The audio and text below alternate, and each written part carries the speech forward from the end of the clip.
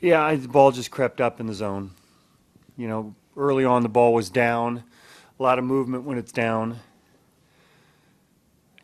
Command maybe not his best even then. He spiked a few balls, but when the ball's down, it's moving.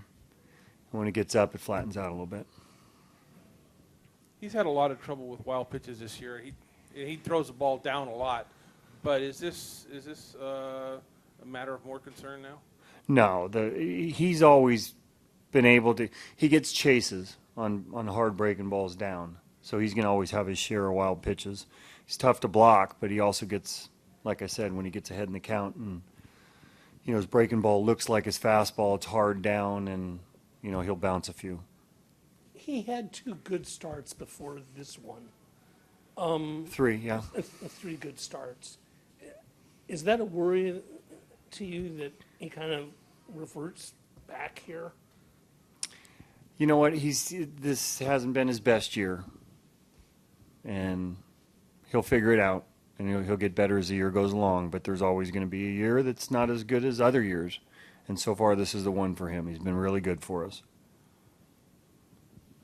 Not to harp too much on Sonny, but it's been 11 starts for him where you haven't gotten a win from him. Right. What does that do for the team? Because this is the guy normally is your ace coming in, and when you go that long without getting a win from him, what does that do to everybody else?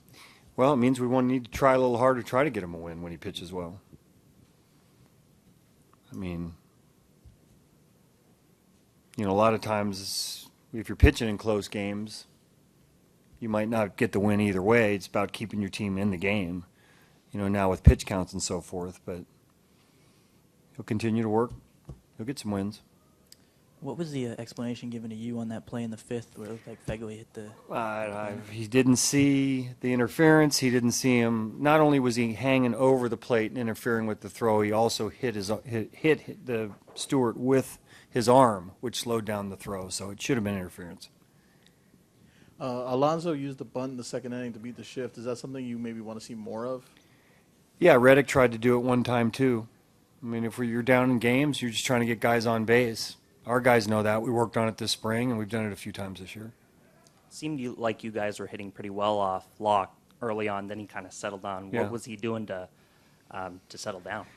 Yeah, you know what? He wasn't throwing many strikes early on with his fastball. With his changeup, he was, and then he started to locate his fastball a little better. It was basically fastball changeup. There were a few breaking balls involved, but he pitches backwards. We knew it going in. See a lot of 2-0, 2-1 changeups, and you see a lot of 1-2, 0-2 fastballs. So he's pitching backwards. We just didn't make the adjustment. Marcus had the home run. I know it's a little early, but he's looking like an all-star shortstop to you right now. He's looking like a guy. Yeah, for sure. Keeps getting better and better, and the production goes up and up. So hopefully that merits some certain consideration going forward for sure. I mean, you can't ignore the numbers, and not only is he doing it offensively, he's doing it defensively.